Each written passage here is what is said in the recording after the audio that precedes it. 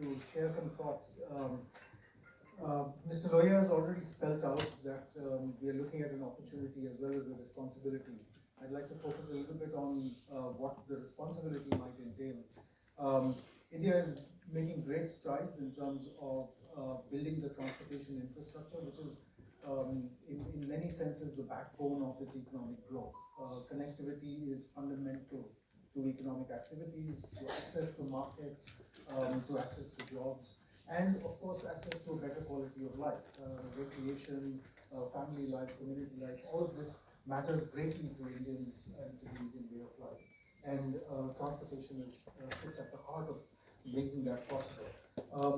But the challenges are changing in their form and shape. What we were looking at earlier about supplying the multiple types of transportation is now transforming into combining and bringing about multimodal integration of transportation systems. Without that kind of integration, our transport systems very often end up performing suboptimally.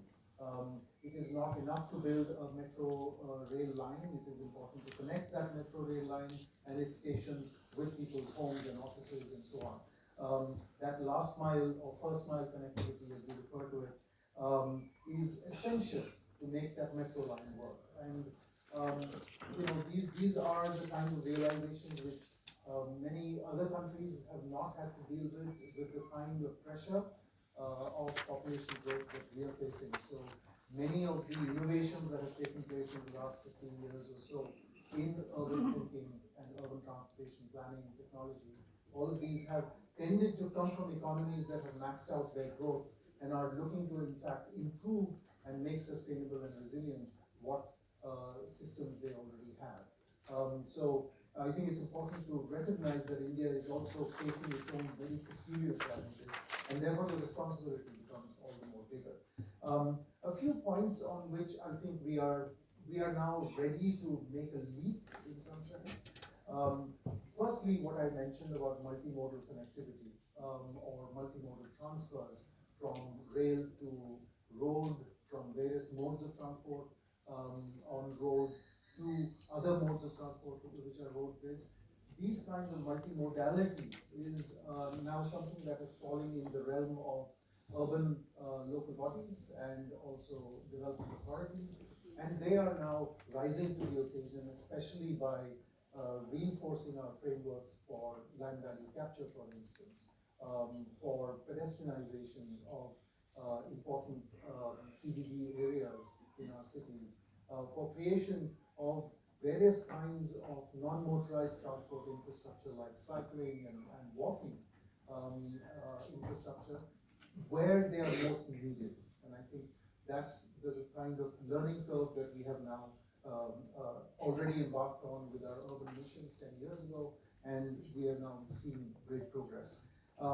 The other point is about technology itself, and technology will help us integrate. Common mobility cards. The Honorable Prime Minister, for instance, recently at the inauguration of the Navi Mumbai Airport, launched the Mumbai One app. This is not an entirely new idea. Its common mobility cards have been talked about in Delhi and other cities for almost a decade now. But to make that happen, to make that integration come about, so that passengers, users of the transport systems can have a seamless journey and a comfortable journey, that is now beginning to kick in, and we are beginning to see the full rollout of these kinds of apps. An important thing is the announcement of, at the national level, a Gati Shakti platform and organization that will begin to integrate different modes of transport at the national level, and this will create state level as well as city level platforms which will help with this whole process. Cities are preparing logistics plans. This is an important move because transportation is not just about passengers, it's very much about goods, and in fact some data is showing that the amount of goods traffic that is moving on our roads is beginning to exceed the amount of passenger related traffic generated. So we've got a very, very fast emerging transportation and mobility scenario in which this responsibility that Mr. Loya talked about becomes bigger and bigger, but we have the means at our disposal to get this done. And my last point, which I think is an important point of departure, is that we do need to look at the administration and management of this multimodality.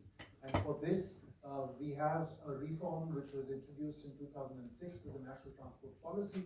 It has seen slow progress, but the need for it has now become paramount, and that is a unified governance of transportation itself. So when we have common mobility cards, multimodality, all of this also requires governance mechanisms by which we can make sure that this is done in a coordinated and planned way.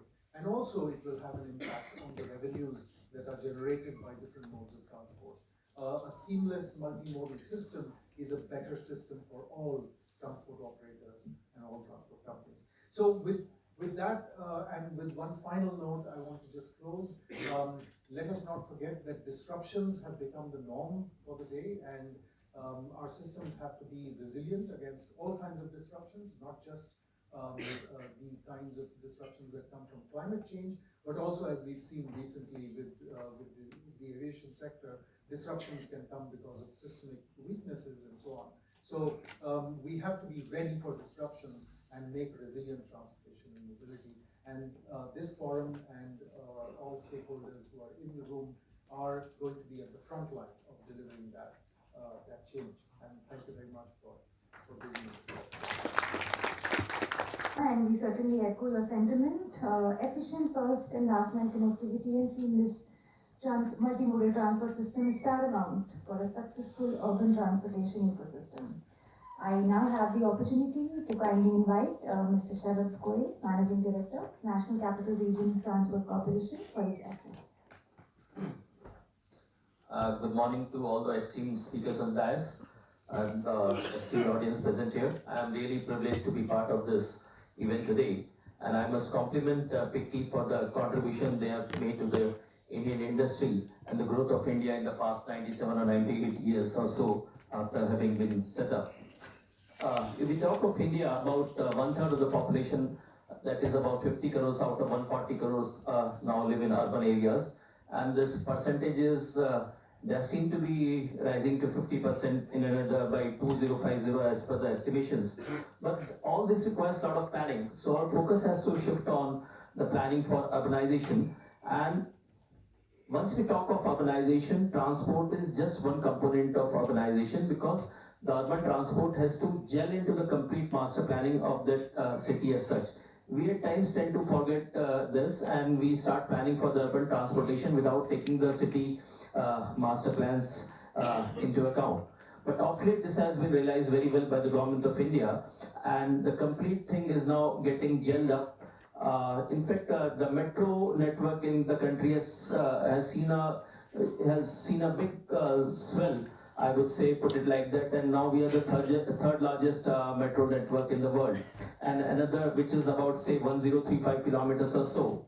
Delhi itself has got a big metro network, and about more than 950 or 980 kilometers or so they are under construction. And with that, later on, government came with the concept of RRTS, which is the Delhi Meerut corridor, is the first RRTS being set up in the country, and it has come up with the latest technological features, and I can put it that maybe the technology adopted here is the best in the world. The trains are designed for 180 kmph, their operating speed is 160 kmph. Best of signaling systems and best of other technological systems have been adopted. The acceleration, deceleration also is very, very high. It's very comfortable, and the trains, the signaling systems sort of facilitate us the trains to run at 160 kmph even in the densest of fog, which happens in the NCR area. And all this is because of technology. Now, once we talk of technology, once we talk of this shaping the future of urban transport, we know that by 2047, so many things have to be done, and urban transport is going to play a very, very important role in that. But where are we falling short of? Let us sort of identify, and I would like to talk a bit about that. So, 0 to 230 kilometers normally is covered by the metros in the country, and more than 200 kilometers are covered by the national carrier, the Indian Railways, once I talk of the rail-based transportation. But where are we lagging behind? We are lagging behind in the 30 to 200 kilometer sector, which is now likely to get filled up by the RRTS. The first of template has been seen in the form of a telemirror corridor. So I'm sure that this is not going to get limited. This 30 to 200 kilometer segment is now not going to be limited only to Delhi Meerut corridor. We are going to have more such corridors in NCR area. So NCR is going to become a big cluster of these RRTS kind of networks. This is what I foresee in the times to come. And this is not going to be limited only to NCR. This is going to further expand to other cities like Hyderabad, Bangalore, Mumbai, Kolkata, and these mega cities, Ahmedabad, etc. But how do we go ahead for that? And what do we lag behind? What basically, if we see the import content in the metro sector or in the RRTS sector, about 80% is all make in India, Atmanirbhar, but about 20% is still imported.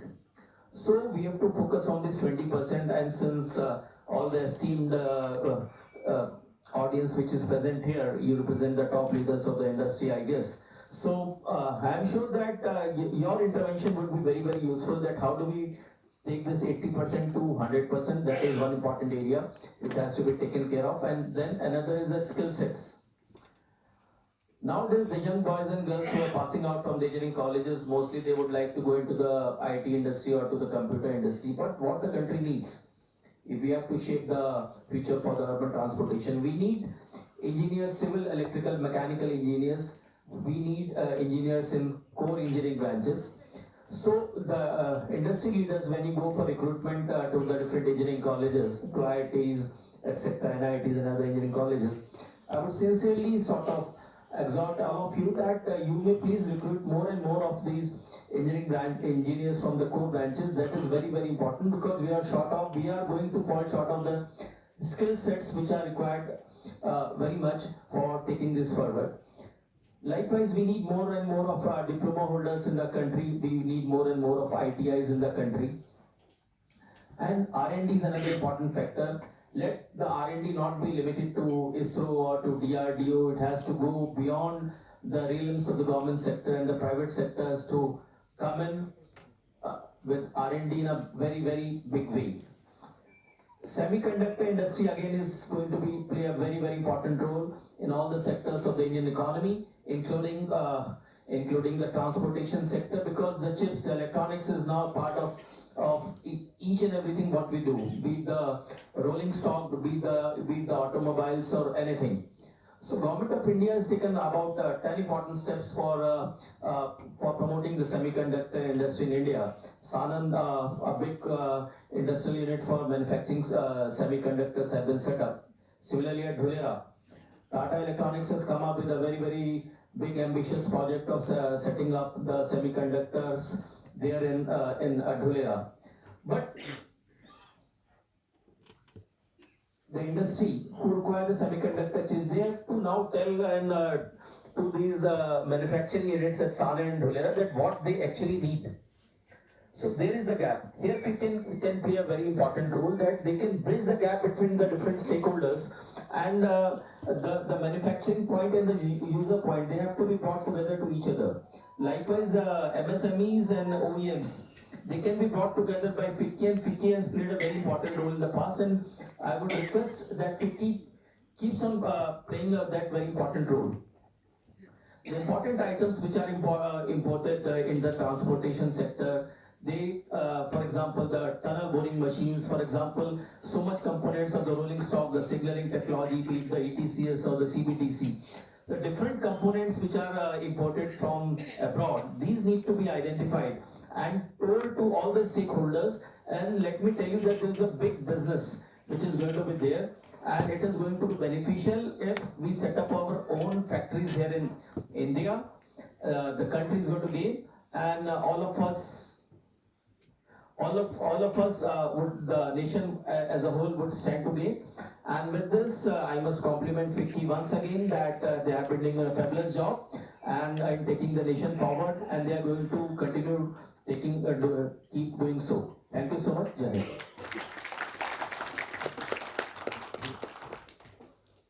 Thank you very much, Mr. Goyal, for your perspective and your very kind words for Ficci. We are very, very thankful to you. And without any further ado, I would now to request Additional Secretary Madam Thara for her keynote address, please.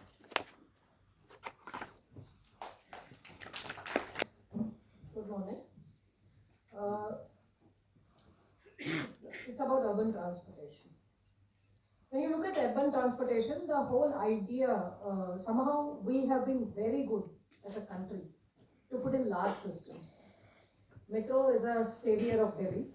Bus system is a savior of Delhi. Even today, I think Metro carries around 68 lakh trips in Delhi, and buses carry around 30 lakh trips. I don't know, I may be off by 10%. So imagine a city of Delhi without mobility. Mobility can define urbanization. When you look at mobility, unfortunately, the mobility has not been looked at in its entirety by any sector, whether it is private, whether it is government, whether it is ULBs, local bodies. They have to together look at this in entirety. Now, what is happening is, if you look at, after all, mobility is what? People have to move, right? Now, if you want to move people, you need to know what is happening in the city, why people are moving, where are they moving, and really, do they need to move in the way they are moving? These are the 4 questions. If you answer, you get a fair amount of how a transportation network should be. For example, if you look at Delhi, or for the matter of the whole of country, the number of trips below 5 kilometers by people is accounting for almost 35%. 35%. Now, if you think that transport infrastructure is bus, rail, or train or some motorized form, I don't think we are thinking in the right direction. Now, if even then, even for 1-2 kilometers, almost 30% of the people walk in India to access their livelihoods. They are also trips. So I think trips are to be defined as when people move from one place to another. That's the first definition which should be changed. And the next thing is, how many of them can move by human vehicle, by their own vehicle, 2 legs, by pets? And how do we ensure that? Slowly we are actually not being sensitive to that. If we are able to look at this 30-35% of the people and integrate their movement in the network in the way it has to be done. For example, when you leave the house and you want to go to a school, especially children, when you say school districts are to be formed, you look at the school district. The whole idea is to say that once you have a school, the cycling and walking primarily should be ensured with safe streets. Similarly, for women and children to move on the street to access a public transit or otherwise, even to access the place where they want to go by just walk or cycle, or even a non-motorized assisted movement like rickshaws or something, we need to really look at our infrastructure. 25% maybe owning cars, but they take up 80% of road space. All of us sitting here come by cars, right? We take up 80% of road space. How do we, the whole issue hinges on only one thing, equity in road space.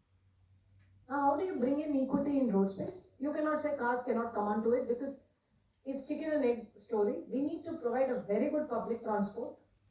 Then only you can regulate the private transport. You cannot do both. Without doing the first one, you cannot regulate the private transport. So if you look at it, we have to define mobility infrastructure as every step you take from your house to the area you go in. How are you going to ensure that the people... So when you put mobility infrastructure, we talk about buses, bus stops. We talk about trains, train stations. We talk about depots. But do we talk about footpaths and accessible area as mobility infrastructure? I think that has to change. We need to call mobility infrastructure, the basic mobility infrastructure is walkable, seamless, walkable infrastructure. I don't think anybody, we have brought out a clear standards to that. We still follow some standards of this width footpath and the first time there should be green and the light pole should come here. But this is okay in a Western country where they have less population, they have the space to do this. But in Indian situation, even if you give a unhindered, safe footpath access, which is not high, undulating, it will still promote a lot of safe walking. And there are so many people who are cycling. You don't need to promote cycling to the car owners. There's no need. There are so many people who cycle, and unfortunately we don't see them. And they are living in one area in bulk, they go to another area and come back. If you want to see them, you have to go at 7:30 in the morning. Because their timings is 7:30.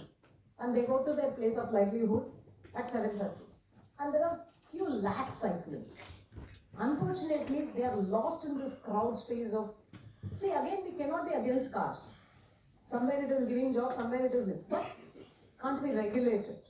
Can car come with some prefix and suffix cost? Prefix cost is, can you regulate the number of vehicles entering Delhi? And suffix cost is, when you enter a zone, can you get charged because you are adding to the traffic volume, which creates a congestion. So, when you look at buses and trains, the biggest weakness, anybody who has traveled abroad, the biggest thing which strikes you is, if there is a bus station or a train station, what do you see in front of it? What do you see in front of it? A huge green open public space. Invariably. You all must have gone to New York stations, Times Square, what is that, New Jersey station, wherever you have gone, Washington, DC, the main station, what do you see? I mean, it's not that they have space everywhere. Even in Japan, every station, even in China, every station has public space in front of the stations. See, we have to change the way our stations interface with the public, or bus stations interface with the public. Today, you get down of a beautiful metro, state-of-art metro, but the moment you want to get into Chandni Chowk, it's so, have you ever, I mean, many of you may not have, but if you have not, please go and check that. See, Chandni Chowk में आप metro से उतरोगे, बाहर जाने का रास्ता इतना सा. So we need to really change that. We need to bring in welcoming transit systems, accessible walking systems, and third thing we need to do is, then comes the multimodal integration. Multimodal integration has become a very, just a stakeholder consultation, grassroots democracy, all these have become very in things. Multimodal integration has become in thing. First mode you have to integrate is human being. Okay?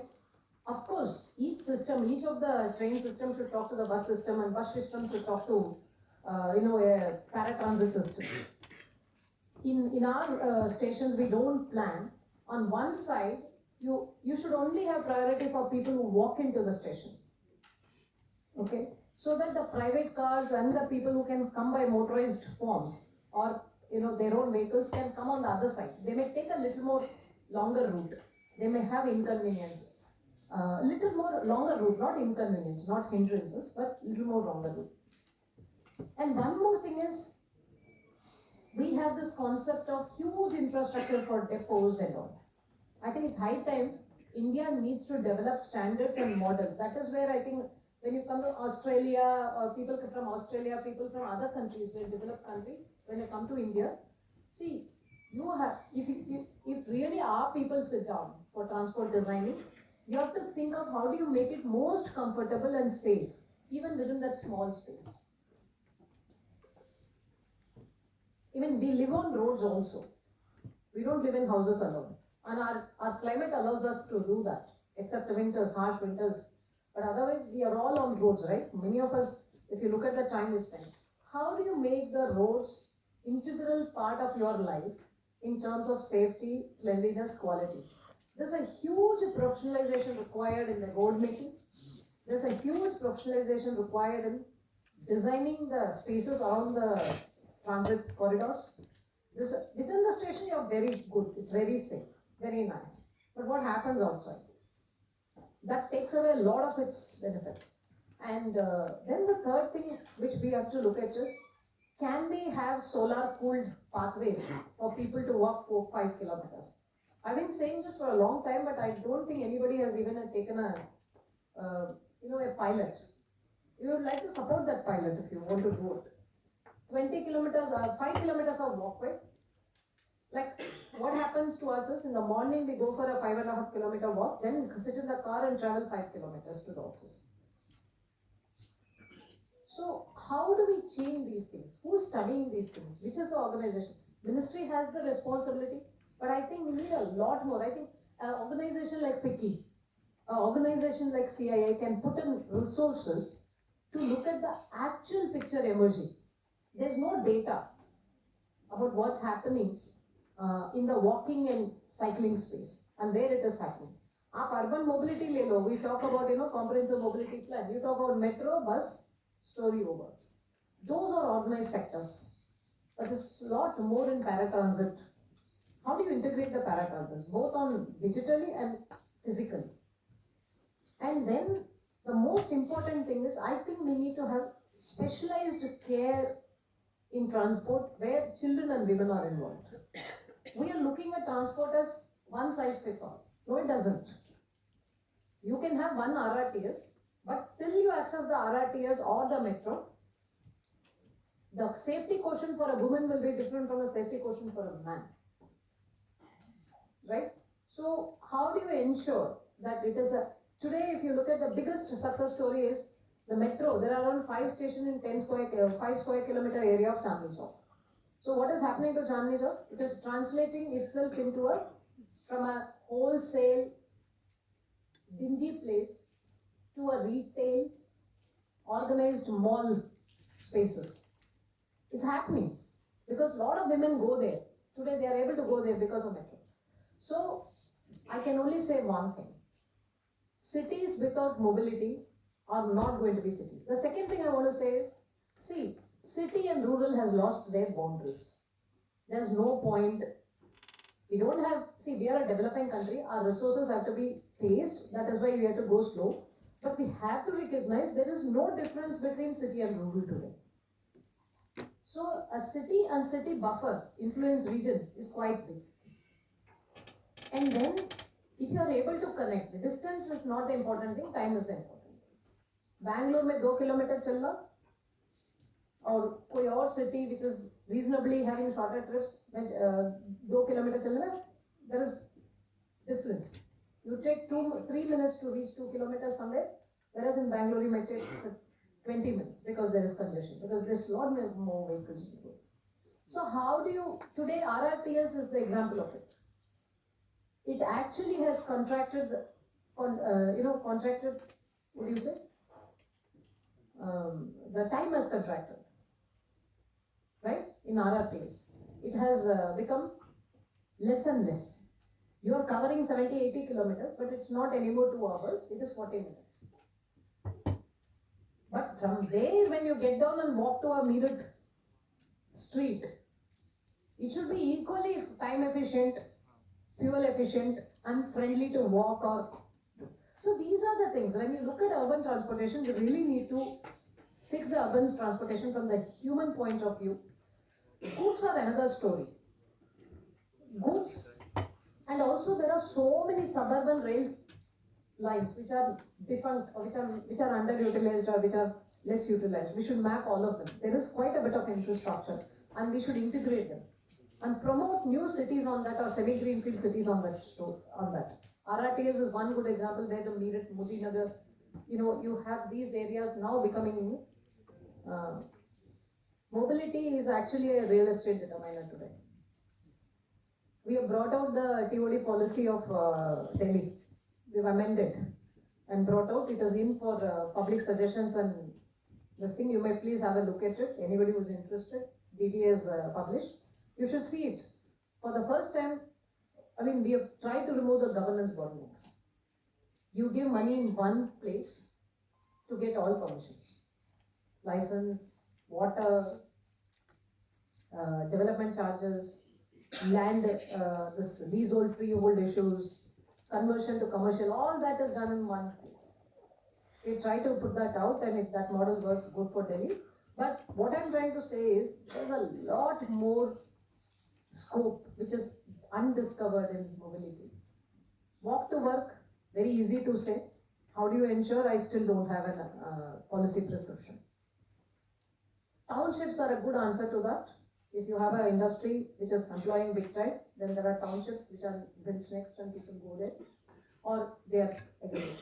But at least metro to work or public transit to work is a good way to look at, and that is why we brought in that high densities will be allowed, and 65% has to be given for 100 square meter or less dwelling units of that 5 FAR.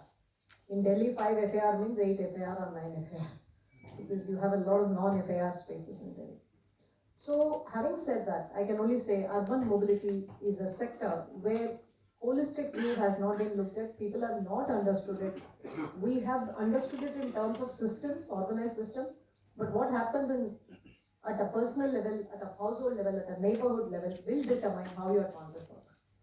Why is Singapore so famous? Singapore is famous because today you can access it. It's safe, right? So safe, accessible, quality infrastructure which can get you to the transport systems is the best precondition for having a safe city. Thank you so much. Accessible, safe and good quality. Thank you very much. I now request Mr. Manav Majumdar, Senior Advisor Ficci, to kindly propose a formal vote of thanks. Thank you, Komal. Dignitaries on and off the dais, ladies and gentlemen. First and foremost, we would like to place on record our sincere thanks to Madam Thara, Additional Secretary in the Ministry of Housing and Urban Affairs, for kindly joining us this morning.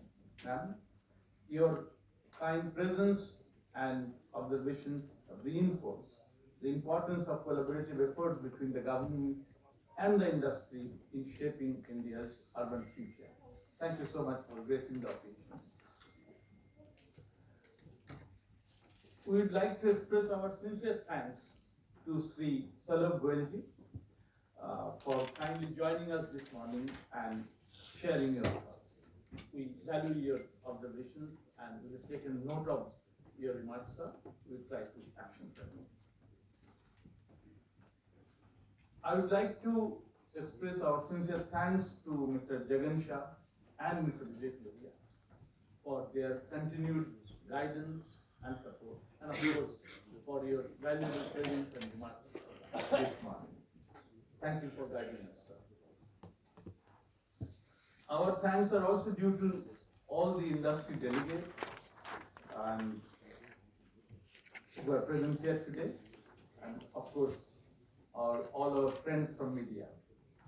Last but not the least, we would like to most thankfully acknowledge the support from our partners, namely Mobility Partner MG Motors India, Trade and Investment Partner Investment NSW, Gold Partner Sensen.ai, Associate Partners Hindustan Petroleum Corporation Limited, Arcadis, Chartered Speed Limited, T-Rex Chargers, Innovation Partner ACCIO Government of Catalonia, and Knowledge Partner WRI India.